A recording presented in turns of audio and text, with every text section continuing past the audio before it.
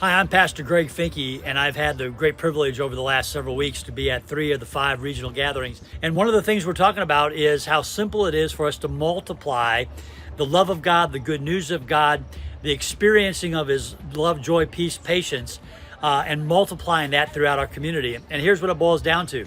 If you have 50 to 75 people in church on Sunday and they go home and say, hey, see you next week, then the impact of our church is 50 to 75 people. But if each of those people goes home and just loves on 2 neighbors, meets their neighbors, hangs out with their neighbors, has conversation with their neighbors, show interest in their neighbors, care for their neighbors, love their neighbors, now we've just doubled and maybe tripled the impact of our congregation, and it's within our reach.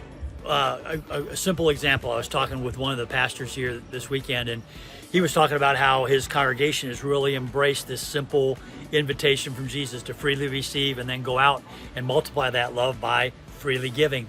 And one lady who happened to be kind of more reserved, a little shy, but she really wanted to meet her neighbors and spend a little more unhurried time with her neighbors so that she could show that she cared, that she valued them.